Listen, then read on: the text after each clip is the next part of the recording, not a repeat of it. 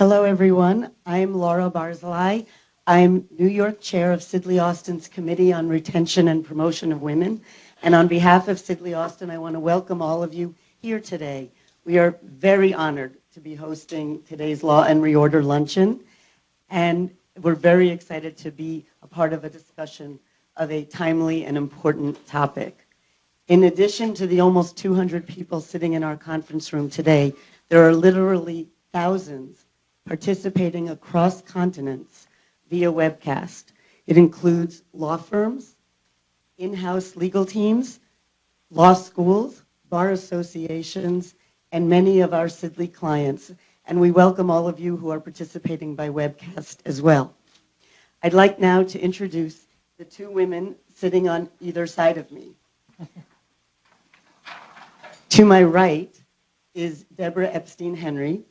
Debbie is an expert and consultant on workplace restructuring, talent management, work-life balance, and retaining and promoting female lawyers. She is the author of Law and Reorder, Legal Industry Solutions for Restructure, Retention, Promotion, and Work-Life Balance, the #1 best-selling ABA flagship book.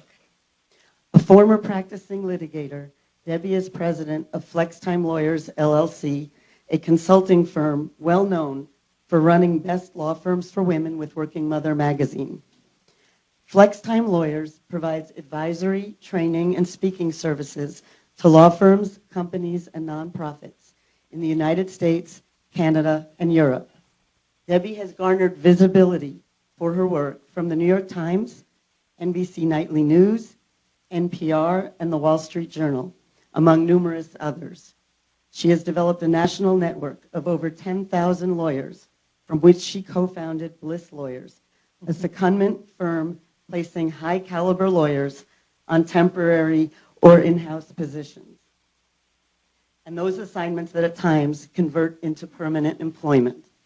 She has received many awards, including most recently the 2012 Philadelphia Business Journal Women of Distinction. Debbie received her BA in psychology from Yale and her JD cum laude from Brooklyn Law School. She clerked for the Honorable Jacob Mishler in the U.S. District for the Eastern District of New York, and she is married and the mother of 3 sons, ages 17, 15, and 11. To my left is Debbie's distinguished guest, Anne-Marie Slaughter. Dr. Slaughter is the Bert G. Kerstetter 66 University Professor of Politics and International Affairs at Princeton University. From 2009 to 2011, she served as Director of Policy Planning for the United States Department of State. Upon leaving the State Department, she received the Secretary's Distinguished Service Award, as well as a Meritorious Honor Award and a Joint Civilian Service Commendation Award. Prior to her government service, Dr. Slaughter was the Dean of Princeton's Woodrow Wilson School of Public and International Affairs. She's a frequent contributor to both mainstream and new media, publishing op-eds around the world and curating foreign policy news for over 40,000 followers on Twitter.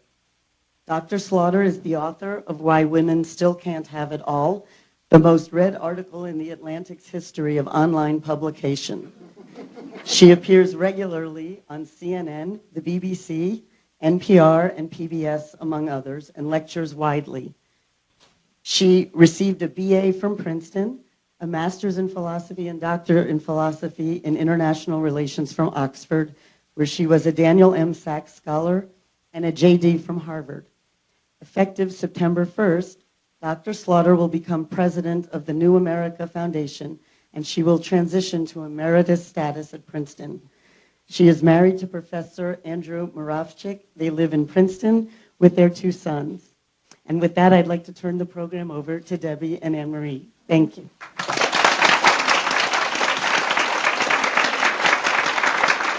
Laura, thank you so much for that generous introduction. I'll start by saying I know Laura for over a decade. She's been involved with FlexTime Lawyers almost since its inception. And she's such a personal success story because she used to work reduced hours, and then she became a partner at Sidley working those reduced hours. Today she's global head of tax for Sidley. So it's just a remarkable person to be part of this program, and I personally feel accountable for the fact of how many billable hours have been lost of Laura's this month, or at least several months. So I hope Sidley clients on the line as well as Sidley will indulge me on that. The other person who really made this program happen here, who unfortunately couldn't be here today, is Lauren Blumenthal-Kleiman, who, when I called and said, Anne-Marie Slaughter said, yes, I'm looking for a firm to host, I didn't even finish the sentence, and the yes was heard on the other line, and Lori's been incredible in making this event happen. I also want to acknowledge Janet Zagorin and her team, Joy Heath Rush and her team, and Jean Messerschmidt and her team, and just Sidley in general for just putting on this phenomenal event, which has taken an enormous amount of resources and time. So thank you to Sidley.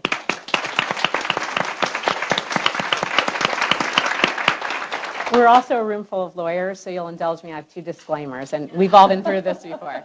One is that members of the press are in attendance, and we've told them that they're in attendance for informational purposes only, and the conversation today is off the record because we really want to encourage a vibrant dialogue that's filled with candor and openness. And the second is that the remarks in the room that are made today are attributable to the individuals only and not to any specific organization. So again, forgive me on that. The format for today is going to be really, hopefully, very conversational. I'm going to start by interviewing Anne-Marie.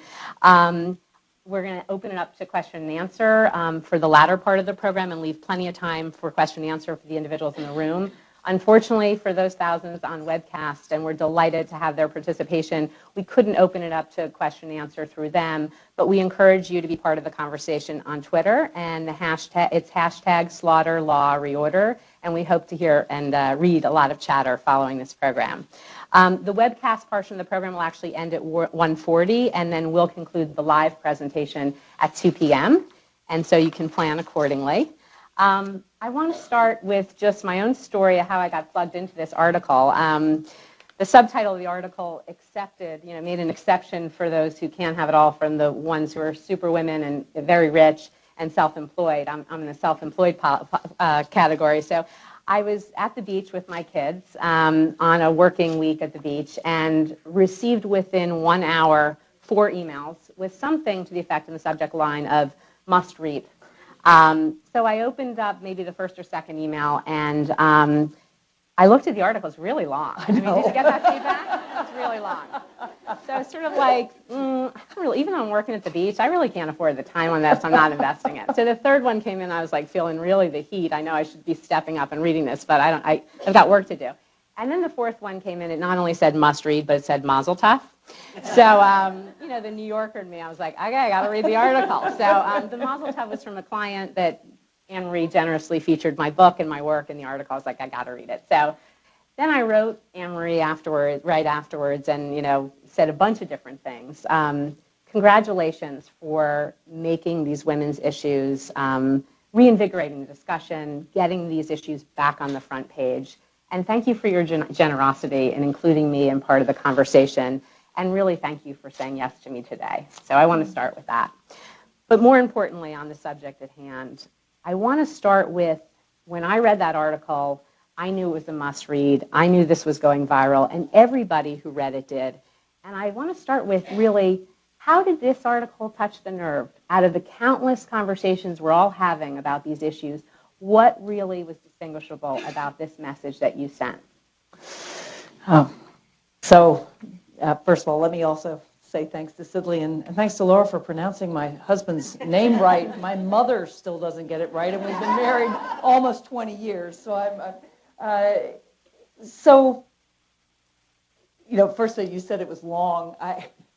In an era of 140 characters, 13,000 words might as well be David Copperfield. I had women writing me saying, you can't actually be a working mother, because if you were, you would know there's no way I have time to read this. And indeed, I got lots of feedback after August when people took their vacations and took it with them and actually read it. So, I ask myself all the time why this caught the wave, because I can tell you, the week before it was published, it was on the cover of The Atlantic, and obviously The Atlantic thought it was important, and women who had been reading it in the editing process had been responding. But The Atlantic went out to all the morning shows, and nobody wanted me on. Right? The only one that did was Morning Joe, and that's Mika Brzezinski, who has written on this subject. But everybody else essentially said, this is not news, right? We have been here before, and as we have indeed been here, Sylvia Hewlett's in the audience. She's been part of this discussion. Lisa Belkin launched this discussion. This is not news. So why this? And certainly I had no idea. I couldn't have had any idea. I think part of it is that, honestly, I am not somebody who has spent my life working on these issues. I'm somebody in foreign policy, and I've had made a career very differently, so it was a different voice. I think I was very honest, and maybe in some unexpected ways, but I thought it was important to be honest so that people, many, many women have written to me identifying with the specifics in the story. But above all, it's generational. What really happened is that I caught a generational wave. And it's not, I knew I was doing that because I knew my students were saying, you must write this article. My peers were saying, you can't write this article. So I knew that we were in a moment. What I didn't realize, I think, was that so many young women sent it to their mothers, their sisters, their older friends, and it opened up an intergenerational conversation that is not always easy to have. And Ariana Huffington told me her daughter showed up at Thanksgiving with copies of my article heavily underlined. So that gives you an idea. And I just think every generation discovers these issues for ourselves. And this generation is on that cusp, and they want to have the conversation. And frankly, they want different choices. And that's the conversation then that I think has been launched. Yeah, and I want to stick with the whole generational piece for a moment, because a lot of the commentary I was reading is that, interestingly, the tension around the generations was more significant than the tensions among women and men, Yes. their reactions to them. And what also struck me is that among the women advocates who I hang out with, many of them are in the baby boomers. I'm a Gen X. And the baby boomers were angry. They felt betrayed. They felt like, don't tell this secret. Whereas Gen X generally, I think, felt very validated by your communications, as did Gen Y. They said, thanks for letting us know, and we appreciate your candor. So I want you to explore a little bit more, what are those distinctions in terms of generational reactions? How do you address them fairly, and how have you reconciled that as the conversation has continued? Yeah, this is the hardest part. So I should say, younger women, I get almost uniformly gratitude. And I get gratitude from a lot of women who did take time out, whose careers have evolved differently than they expected, and who felt validated in various ways. There are many women who I consider my peers, my friends, my cohort, both my age and older, I'm 54, who, when they meet me, their jaws tighten now. And I know, whether they're willing to say so or not, that they're not happy. And I had 15 women who read this article, including Martha Minow, the dean of Harvard Law School, the head of Princeton, my mentors who were of this generation, and we talked a lot. And as I said at the opening part of the article says, my peer who's in the White House, she's still in the White House, said, you can't write this. And that was, so it's not like I didn't know that I'm breaking a taboo. I feel that as strongly as anybody else does. As one woman said to me, you're waving a white flag, right? You're saying I can't cut it. Now, in the first place, that's ridiculous personally, because it's not like I quit. I just left a very high-level job for another high-level job, but one that allowed me to manage my own time. But more broadly, I get the concern that this is going to set us back.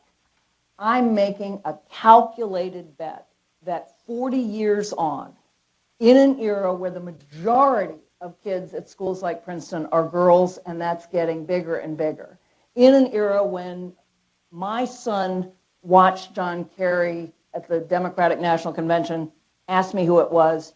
I said, it's John Kerry. If, he's senator, he ran for president. If Obama's reelected, he may be Secretary of State.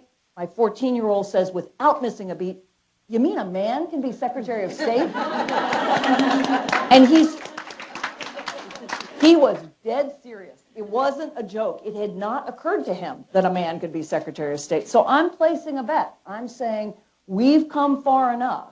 And I tell my younger students all the time, you have no idea just how different it was. we can make this next round of change. And what I'm really saying is, unless we make this next round of change, we're not going to get further than the 20% of women who are in leadership positions on a good day, right? Because depending where you're looking, it's more like 15%, can be down to 5% in some places. So it is a bet. I understand the sense either of betrayal or of anger, but that's a risk I felt like I had to take to have this conversation. And ultimately, it'll be vindicated if we turn the conversation into action. If we don't, then I join the legions of women who have raised the issue. We've had a big stir, and then we haven't made change. We have a lot more confidence that you're going to keep that ball rolling. I got some help. Yeah. But I want to stick with some of the anger that, certainly touched a nerve in terms of this article. And another piece of it was the article title, which was very inflammatory, Why Women Still Can't Have It All. And I know that you've evolved on this issue, and a lot of the anger is, why are we even framing the conversation in this way? So could you talk a little bit about how you have evolved on that topic and what your former thoughts were and what your current thoughts are on it? Yeah. So a couple things. First thing to say again is this is highly generational. Every woman in my generation, starting with my assistant, who's my age and has been with me for 15 years, she saw the pumps and the briefcase, and she was like, oh no, they can't do this, right? Every woman in my generation, the Why Women Still Can't Have It All, and the graphics struck a nerve. Younger women don't even know what I'm talking about. So what's the big deal? So what? Pumps in a briefcase. So that's generational. But here's the story. I wanted to call it Why Women Still Can't Have It. No, wait a minute. Women can't have it all, ... yet. That's what I wanted to call it. Because I thought what I was saying is, we still haven't made all the changes we need to make. The Atlantic did not want to say that for the reason that they have published articles called The End of Men. So they thought if you say women can't have it all, ... yet, this was another way of announcing, but we're almost there, guys, and men are on their way out. I don't know that that's the way people would have interpreted it, but at the very last minute, we had a real tussle because they wanted to just say women can't have it all. And I said, oh no, I'm not going to be the poster child for women can't have it all. My whole career has been opposed to that. So I compromised on still because I thought still indicates we just got more change to come. It never occurred to me that still would be read as no matter what you do, women can't have it all. And that, of course, is how many people read it. Now look, the Atlantic's point is, well, 2 million people read this article. You really think 2 million people would have read Why Women Need Better Choices to Make It to the Top? This is not. So I get that, but I feel continually misunderstood. If you just read the title, you think I said something very differently than I said. So moving on, Sheryl Sandberg, she's a name you may know, and I want to bring in Sheryl Sandberg's vantage point to the conversation. Certainly you've been complimentary of her work, you've also been critical of some of it. Can you talk about where you agree with her message, where you don't, and in cases where you don't, why? Right. The first thing to say is I tell every audience I speak to, including this one, you should read the book. Right? You should absolutely read the book. So much of it is so right, and honestly, much of what she writes about, my husband taught me. I got married the second time at 35 to a very alpha male who literally would listen to me talk or watch me sit or watch me at various settings and would say, you can't apologize when you open your mouth, right? It essentially, as many men, when he's threatened, he becomes more assertive, not less, right? She puffs up. And so a lot of what she writes, I read and I say, yes. And I look at women in my classes who still don't raise their hand, who still apologize when they start, I don't know much about this, or I haven't done the reading, but, and the guy is there just sort of asserting it. And there's a ton of what she says that is absolutely on the money. So the first thing is absolutely. People should read it. It's right. She's doing a service by putting that out there. So I'm all for it. I just don't think it goes far enough. You can't really lean in more than I've leaned in. And at 43, I would have written the same book. At 54, I hit a problem that no amount of leaning in was going to solve. And that's the difference. And once it happened, I realized, wait a minute, there are tens of thousands, hundreds of thousands, millions of women out there who've actually encountered the same thing. I just had never encountered it because I was a tenured professor and I controlled my own time and I could do pretty much anything I wanted. When I hit a situation where I had a work situation that was inflexible and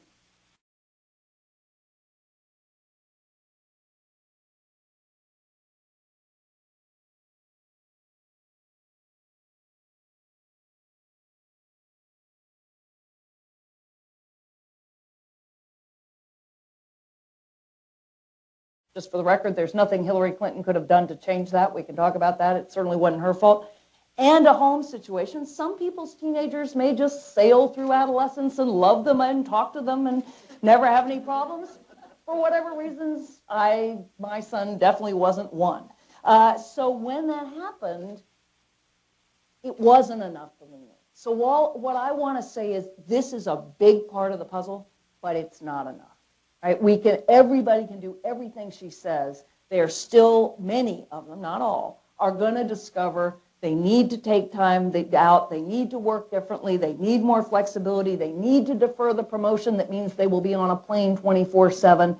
And if that happens, then we've still got a lot of work to do to make sure they can either get back in or stay in and ramp up or have that flexibility or work from home one day a week, all those things that will make sure we all make it to the top, not just the people who the combination of what job they had and what family they have makes it, I'm not saying it's easy. I mean, Sheryl Sandberg works incredibly hard, but we need more than that. And we're going to talk, before we get to the Q&A, a little bit more about solutions and things that can be done besides leaning in, and we'll get to that. But before we do, I want to ask you about another issue that's come up, and it's sort of another piece of the criticism, is the intersection of race and economics in this conversation. And really, we're having this conversation, but it's about the 1%. And this is a luxury to have this choice in the first place. And even when you're referencing who you're going to, you know, the Harvard Law School dean and things like that, really, how do we broaden this conversation and take away some of the elitism and make it applicable and really make it successful in terms of solutions for every woman and man? All right.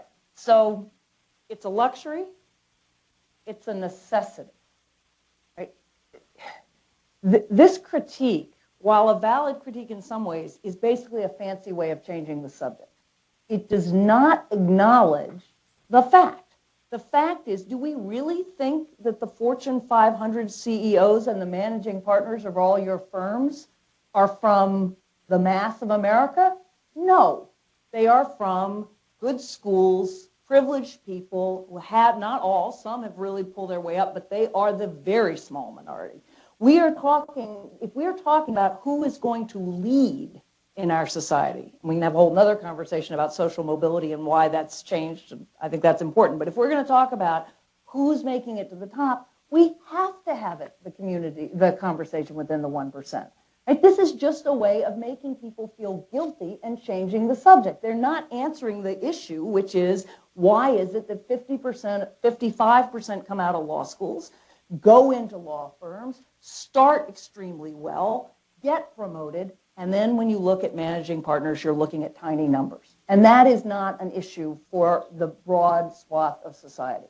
So that's my first point. It's an easy way of getting people to be defensive, and it's not addressing the problem. The second point, though, is a broader one, which is politically. If what we're trying to do is have a political movement, then I absolutely agree. You're not going to have a political movement for the poor 1%, right? Regardless of whether we're male or female. And there, I see this issue as a much, much bigger problem.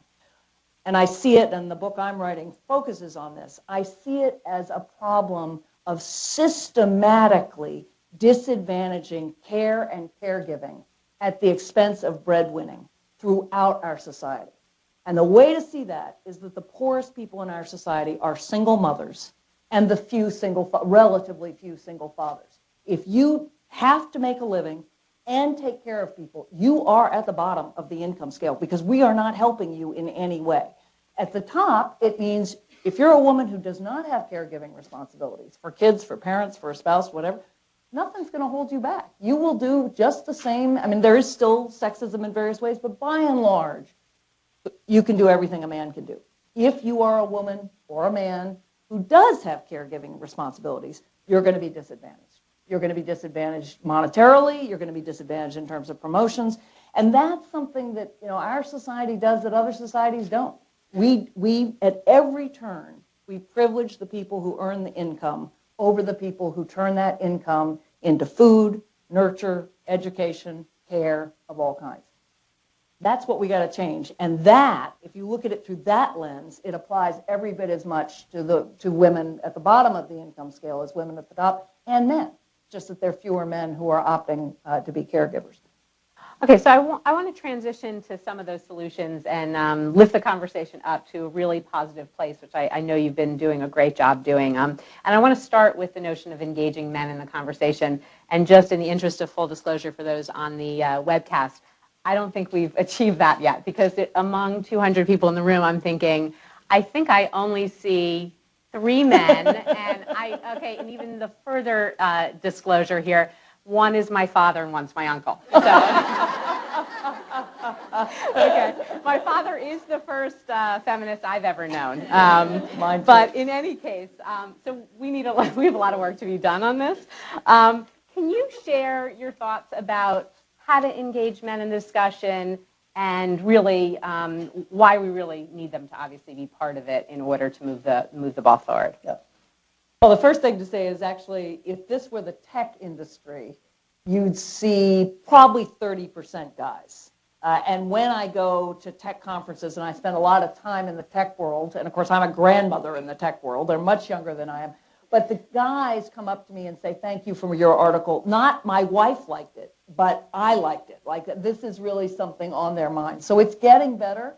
I would say I've spoken at multiple business schools, and Harvard and Wharton, 20% of the audience. Yale Law, which is, you definitely expect the highest, almost 35% men. I always say, so it is changing. But fundamentally, I've heard from lots and lots of guys who essentially say, we want a different way of working. We want to be fully engaged fathers. We want to be fully equal partners. If you think it's hard for you to tell your boss, I need flexible time, I need to work from home sometimes, I can't come in for this meeting, all the things that we need to make it possible, if you think it's hard for you as a mother, try being a guy asking for those things. You will get not only told you're not committed to your profession, you'll get told you're not one of the guys. And one of the biggest issues we have to tackle is the masculinity issue. How do we see guys who are willing to take time out or to not take the promotion or to defer? There's no guy I know who doesn't think he has to be a breadwinner. He may think his wife can also be a breadwinner. That's great. But he doesn't think, if my wife's a breadwinner, I don't have to be. The exception. I know 2 guys who feel that way. They're my sons. And their view is, their life strategy is, marry a woman who brings in a good income. So, wonder where they got that message.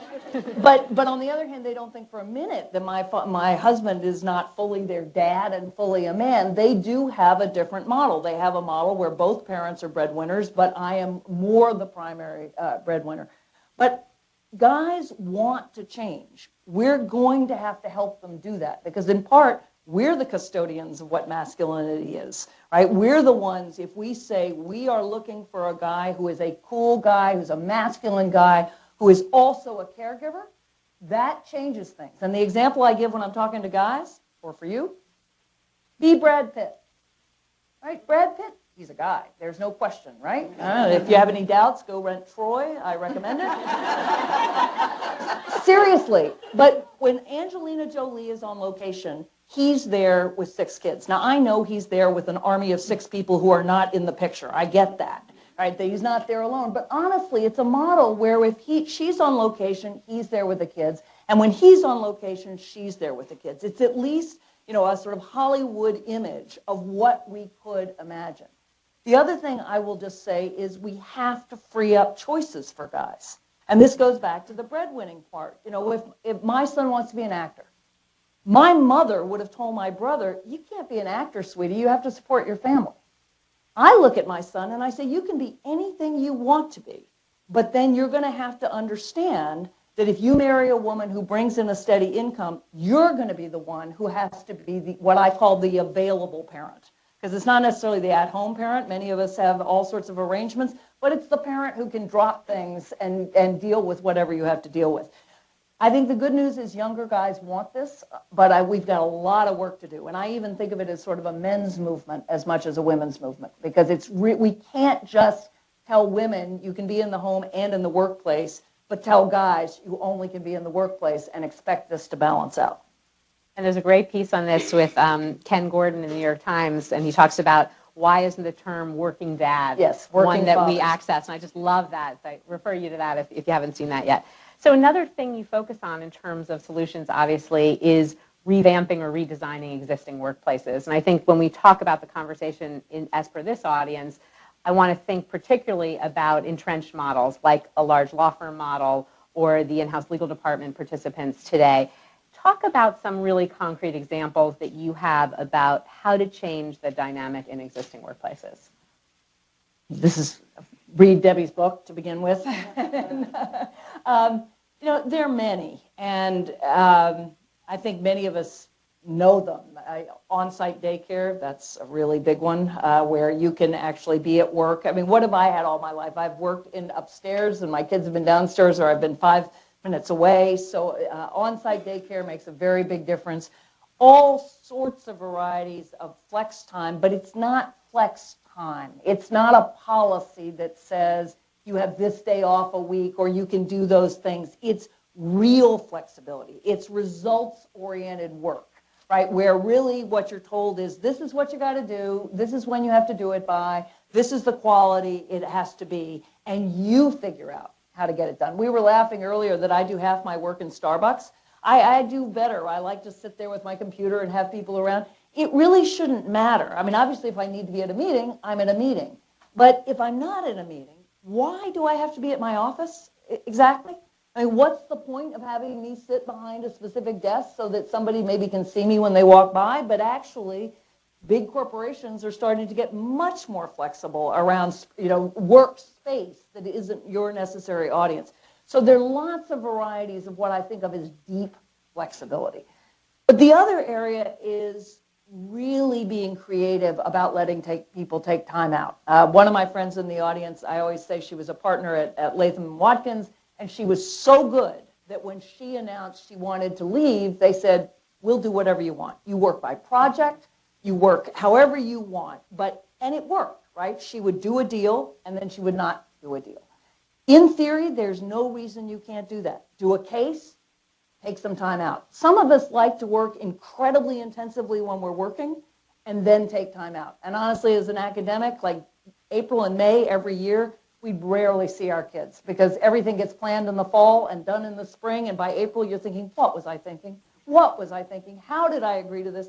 But then summer comes. And so June, July was that period where it wasn't like we were there 24/7, but you could make it work that way. So I think things where you're really creative, not just on a daily, weekly basis, but can you take time to compensate for time when you're not there if you're on a deal or a case, which frankly, of course, do require very intensive time. So another piece of this discussion in terms of solutions is innovation. And It's interesting, you've talked about innovation in the sense of creativity being developed through flexible offerings. I see innovation differently. I see really the need for creating new employment models. And part of the luxury, I think, in that is that it creates competition for the conventional models, but it also is a way to really start over rather than try to rejigger something that is so entrenched it may be impossible. A couple of years ago, I co-founded this company, Laura mentioned Bliss Lawyers, and the impetus was really largely that I wanted to work with my co-founders to start a new employment model, to start a new career path. So I want to hear from you about innovation in that respect. How can that be another driver in this conversation? That's going to be a huge, huge part of it. Because honestly, before I wrote this article or in my other life, I do a lot on the future of work. And if you read books and articles on the future of work, they are all about being nimble, low overhead, being quickly adaptable, being diverse, bringing lots and lots of people together, but also being able to shrink or expand very quickly.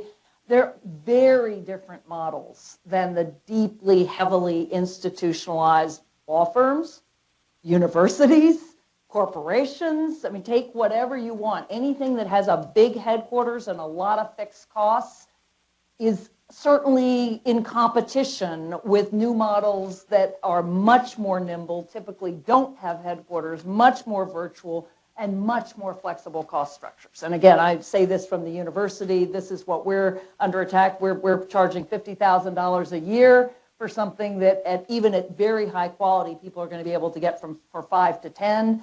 You know, we've got the buildings, we've got all those costs. So I think really rethinking models whereby you provide the products. So in law, you think about, you know, here's the services you need, again, whether it's by the deal, whether it's litigation support, very different ways that the people can provide it, often at much lower cost, much more flexibly, but then, and this is, I think, key, there's still the opportunity to move in and out of more traditional structures. So I think it's unlikely that law firms are going to disappear. They've been shaking out since I went on the legal market in 1985. There have been lots of changes. There are going to be more. But what you want is sort of the competition between new models and old models that are pushing both of them to change. And of course, the bottom line is by having that competition, it's going to improve the legal services that are being provided, which is the end product here that we need to continue to satisfy the client. So great point. I want to circle back to Sheryl Sandberg. She obviously is all about individual action steps. Yeah. And as you said before, your position is that it's not enough what she's saying. But what do women need to do in terms of, as part of the solutions, what are the individual action steps women should be taking in terms of raising their hand for leadership? Give me some examples along those lines. Well, so, you know, I think she does identify the stepping forward. And actually, I wrote a lean-in story, and it fits exactly what she's talking about. I remember in 2002, I think, I was already a tenured professor at Harvard Law School. I mean, I really should have been plenty confident. And somebody called me and said, you know, will you put your name in to be president of the American Society of International Law, which actually in international law, it has lots of benefits because you can do arbitrations, et cetera. And I said, oh, I couldn't do that. And so, of course, I suggested a couple other people. And my husband said this, then they came back to me. And I said, and my husband said, why on earth not? You know, what is with you? Why can't you do this? And he pointed out the guys who had done it and said, you know, they can do it, you can do it. And I honestly, when he said so, I finally said, well, yeah, you know, and I did, and I was, and guess what? I was able to do it. And it really did help change my own sense of being a leader. And so I think that sense of, and you see women all the time who are thinking, well, not quite yet. You know, I could do that, but not quite yet. So putting yourself forward matters. But I would say a couple of other things. And one, you know, I say this in my article, but I really believe it. 22-year-old women today have a life expectancy of 86. Now that's life expectancy. That's an average. Many of you are going to live well beyond 100. So you really want to have your kids make managing partner by the time you're 65? Really? 35 years of knitting? I mean, come on. I mean, think about this, right? We have a long time. I don't, anybody who knits, I'm all for knitting.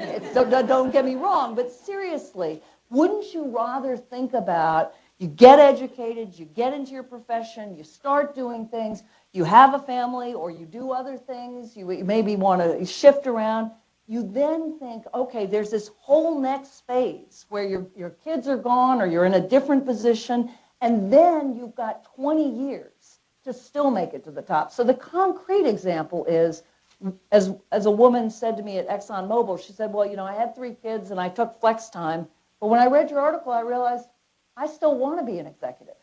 And that's what I'd say.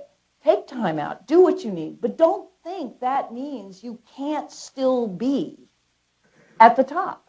It just means you get there a different way. We have this model that's a linear, straight line up the ladder. That model is breaking down all over the place. Think about it in terms of what are the skills I need, the people I want to be, what are the skills they have? And there'll be lots of different skills. There'll be speaking and writing and managing and actually budgeting, all sorts of different skills. And then think about how you get them over the course of 40 years, 50 years, and then put yourself forward again. So it's really rethinking the whole arc of a career, the nature of a profession, and not thinking, well, I didn't make this choice, so I guess I'm out of the game. I want to stick with that theme. I think it's incredibly important, and it reminds me of in 2003 when Lisa Belkin's article came out, The Opt-Out Revolution, and she unfortunately was supposed to be here and was not able at the last minute. She profiles, as I'm sure most of you read the article, these 8 Princeton women, and including herself, and she laments in the article that one day she thought, when she was graduating from college, she thought she would be editor-in-chief of the New York Times, or at least its magazine, and sort of laments that fact. And I remember writing an unpublished letter to the editor, and in it I say, rather than lament the fact that she's not editor-in-chief of the Times or its magazine, why aren't we celebrating the fact that she started a national debate from her home office? Really, the message being there, isn't part of this conversation also about adjusting expectations and about redefining success? Or is that selling out here? Are we losing the opportunity? Is that part of the arc of the career, changing the arc of the career here, or is there risk involved in adjusting those expectations? It's a great way of putting the question. It's difficult because when many women have written to me, many men have written to me and said, having it all, it depends on what you think it is, right? And I have a different sense of what it is. And I'm all for that. I mean, I don't think there's any template for any person. I'm more ambitious than many people I know. It's just the way I'm born. I mean, my mother, my best friend would just say that's, I've always wanted to do big things in the world, and I'm driven to do that. If you don't feel that way, there's there's multiple ways of defining success and happiness. But here's what I would say. I would much rather see us seek a life that allows multiple dimensions, right? A rich life, a life that embraces not only success in your profession, but the wealth of those you love. Right? I think of Virginia Woolf said we need a room of one's own, but she didn't say that room shouldn't be part of a house. Right?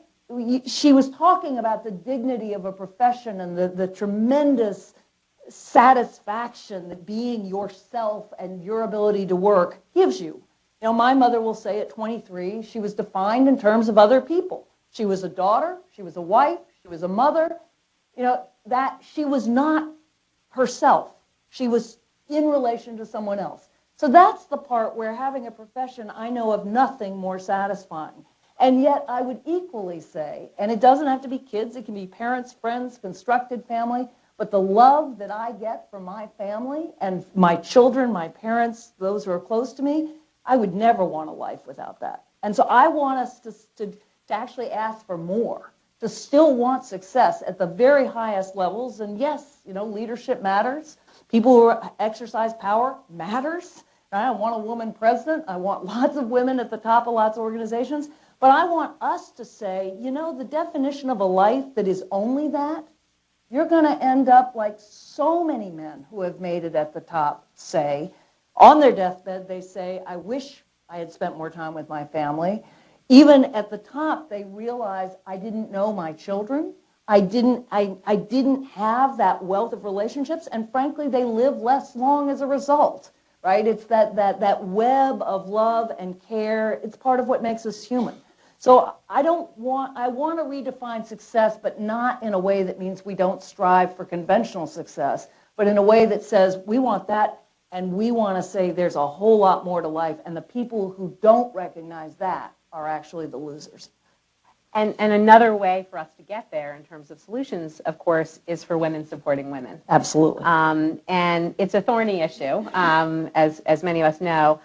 What I want to get at in terms of this issue of women supporting women with you is the tension around women who are seeking power and women who are seeking flexibility, and the concern about supporting both at the same time. I did a piece for Working Mother on this issue for our Best Law Firms for Women initiative this year, and I think one of the problems I see is that sometimes senior women don't necessarily recognize that those women who are more junior, who are looking for some more flexibility, those are the future people in the pipeline. And retention and promotion, in fact, are linked.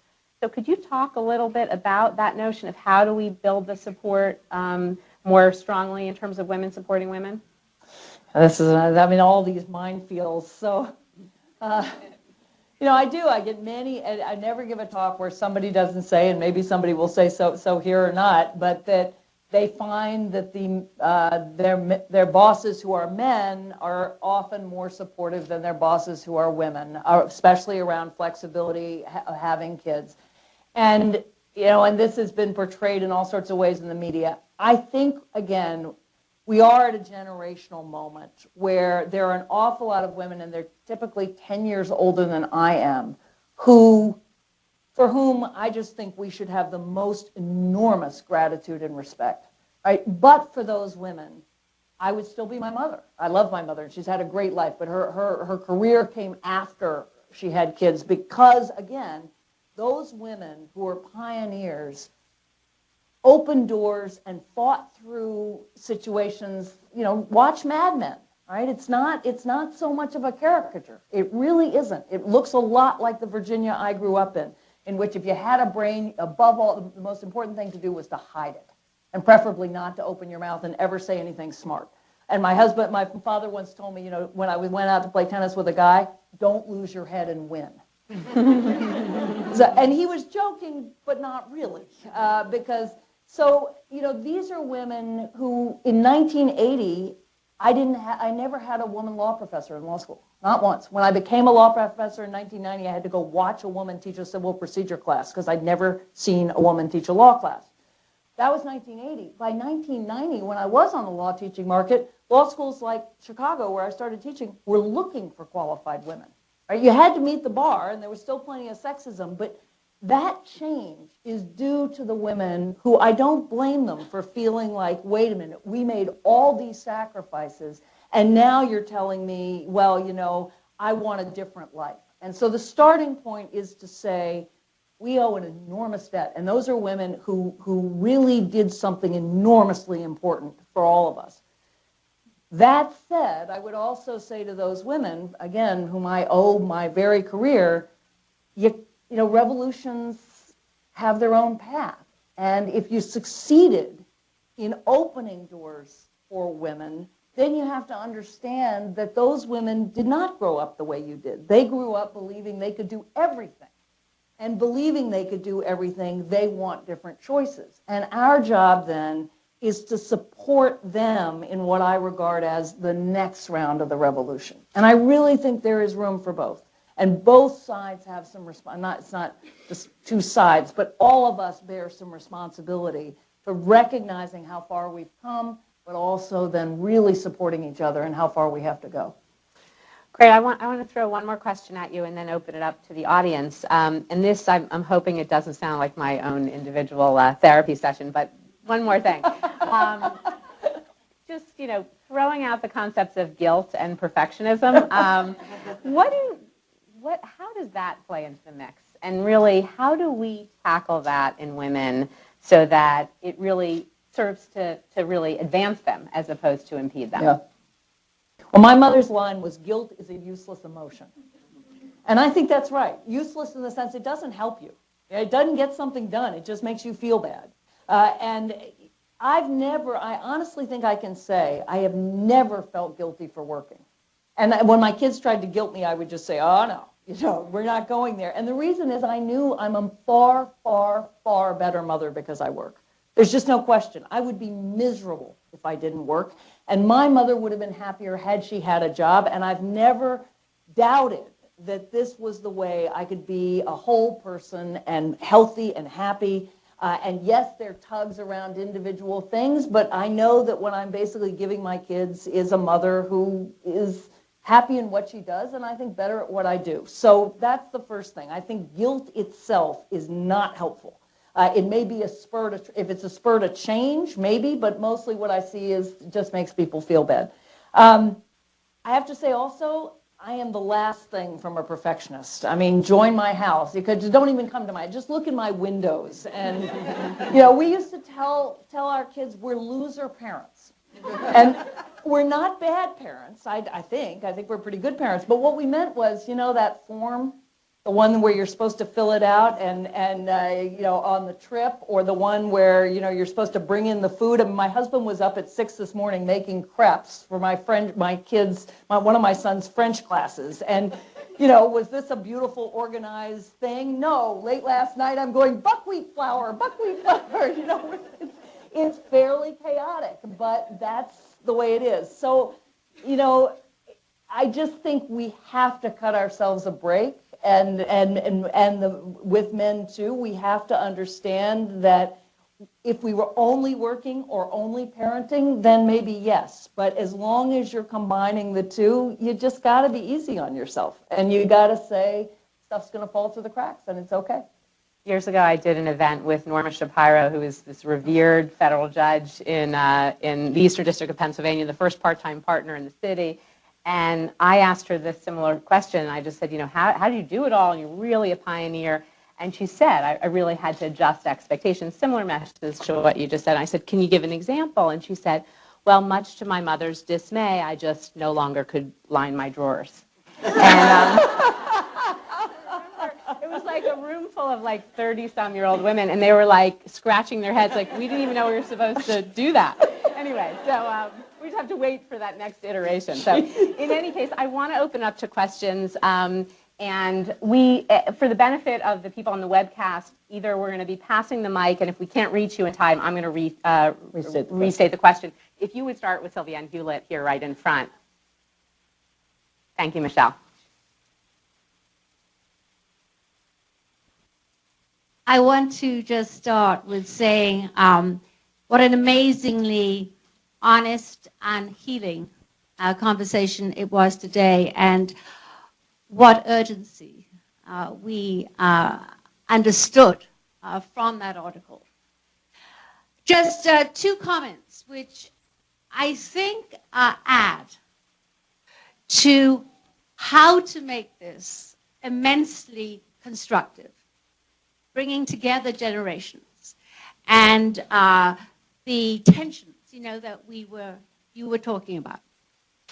First off, the thing I yearn for, and what I pick up in all of this new work I'm doing on sponsorship, is as eloquent and as rich a portrait of the joys of success that we have of struggle.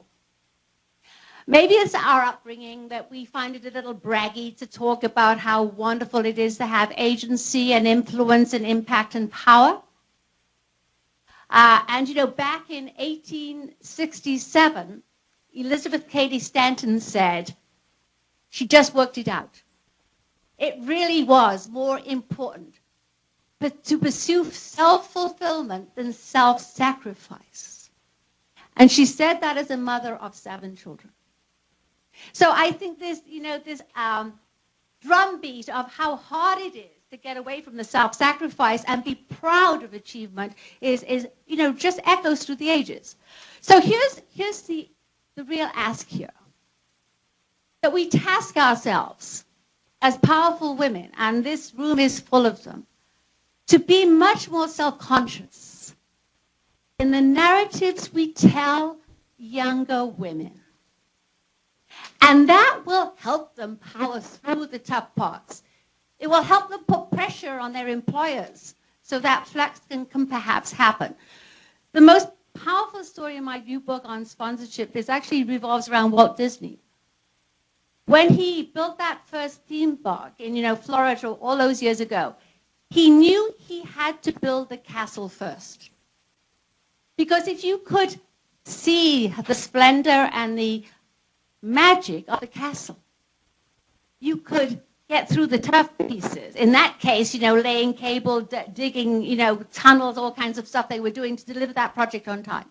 So I'm saying that, as a 31-year-old or a 28-year-old or a 43-year-old, if they can see more clearly from people like Anne-Marie how fabulous it was to shape policy in this moment in American history where we're being led by an African-American president and a woman Secretary of State. We need to have that portrait in our minds in vivid color. So it's easier to put together our 81-year journeys. Final thought, we've just done a ton of work on how gender diversity at the top of the house drives innovation and growth. All kinds of new data, linking that in powerful ways. It's a great way of bringing CEOs on board and understanding. It's not just about the fulfillment of, those of us who are in the struggle, but it's about the bottom line and competitive strength. So just two pieces that I hope perhaps could enrich this amazing new wave of conversation. So Sylvia, and I should just tell the audience that we first met when I was the dean of the Woodrow Wilson School and talking about how we could advance Sylvia Ann's work in an academic setting. She's at Columbia, and I was at Princeton. And I definitely recommend the new book on sponsorship and the difference between sponsorship and mentorship, which is very important. As I never thought about the terms, but certainly my definition of being a mentor is making phone calls and creating opportunities, not just giving advice. But I mean, this gets at, what you said gets at something very important. And as I was reading your book, I had the same view. I don't think of it as self-sacrifice versus self-fulfillment. I really don't. The hardest thing for me to realize after I left the State Department and really thinking about what I wanted to say, and the hardest line to write in that whole article was not my kid needed me and so I had to go home. That was easy. Your kid needs you, you go home. It wasn't that. It was realizing that even though, by the way, he's fine, and by the way, he approved every letter in the article, I would never write an article that I wouldn't be able to live with him. Are you kidding? No way. He's absolutely great. But it was realizing, and nobody, when you talk about the vision of the castle, I wanted to be Secretary of State when I was 15, right? Nobody has, I've got the vision. There's no problem. Of course, at that point, there hadn't been a woman in the job. But what I realized was, as desperately as I loved doing that work, I wanted to be at home. This was the shock. This was the, oh my God, I'm not who I thought I was. I thought I'd always want work.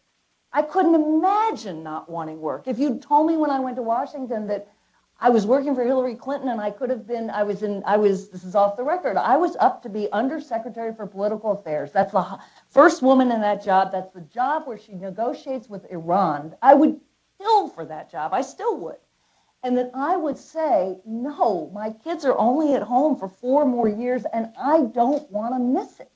I don't want to not be there. I want to look back at the end of my life and know that I live that part of my life as fully as possible. And it's not a sacrifice.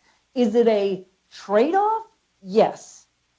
But I don't for a minute think I'm sacrificing myself. I think I'm having a great life, and I move laterally rather than up because moving laterally allowed me to have both. And so I think, in Elizabeth Cady Stanton, when you had 7 kids and you couldn't control it and you had no, I get it. It was hard, but I think what so many women are saying, and I think men are saying, is, you know what?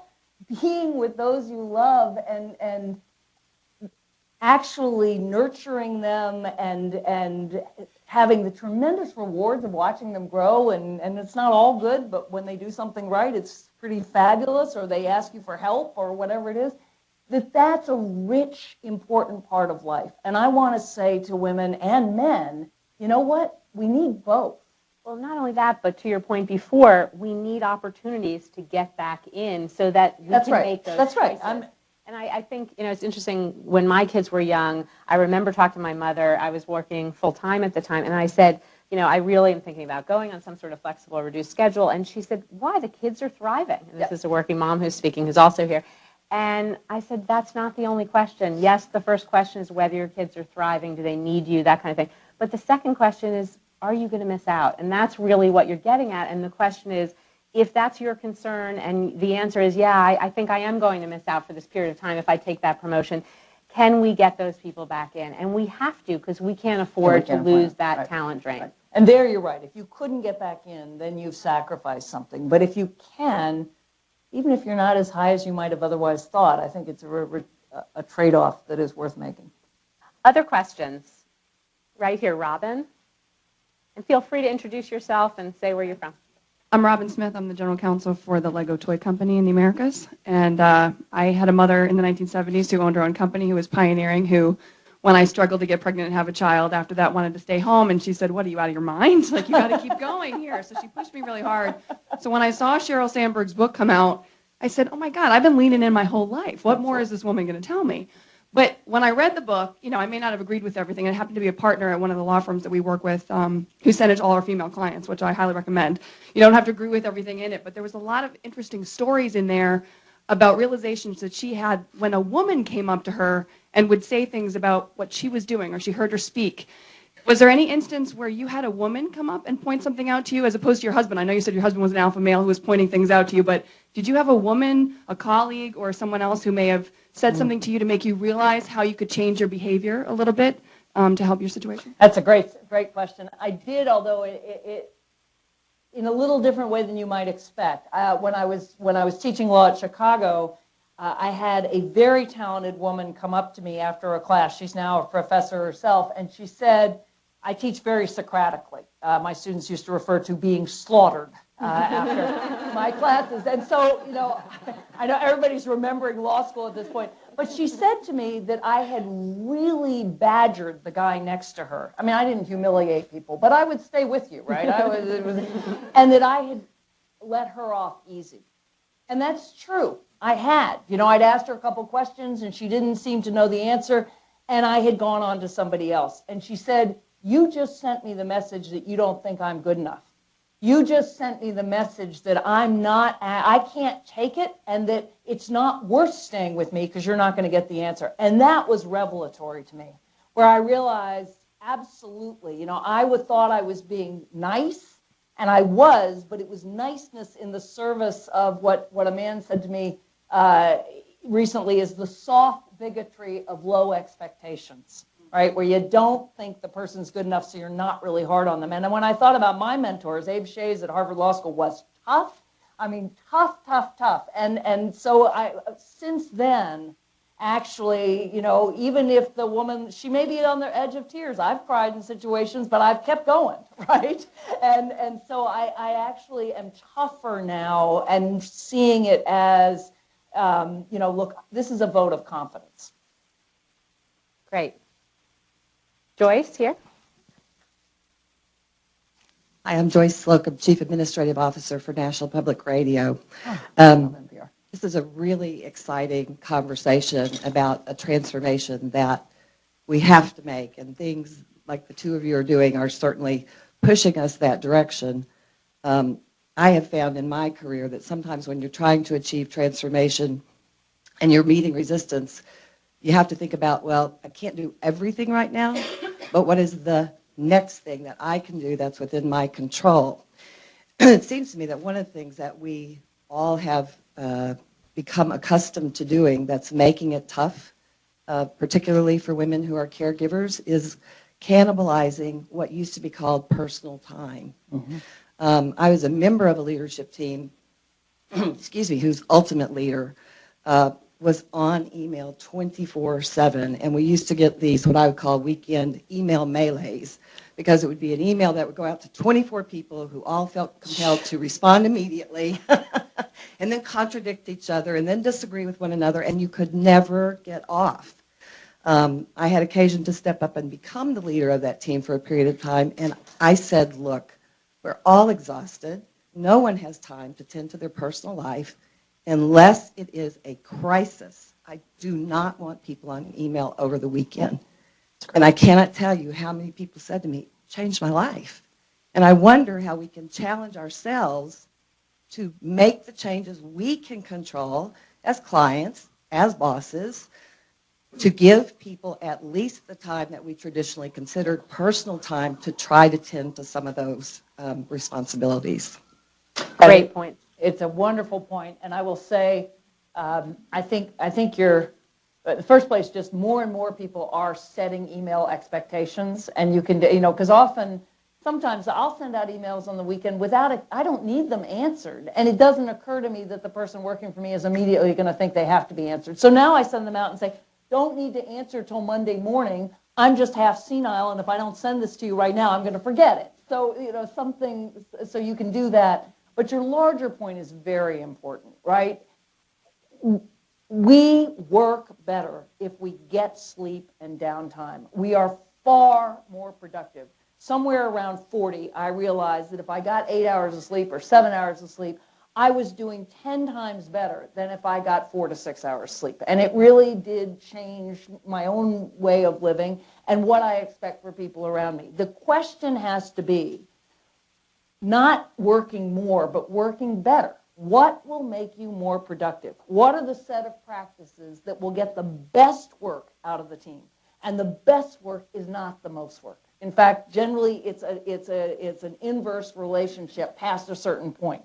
And that's all the more true for anybody doing creative work, right? When you need that brainstorm to kind of get you through on a brief or in a deal, it's backing off. Why do we think we get the best ideas when we brush our teeth, right? When you're doing it's when you're doing that thing where you disengage the gears of your mind that suddenly you get a lateral move and something comes clear. So I think this assumption that it longer is better should be tackled straight on, and what you did is a great example.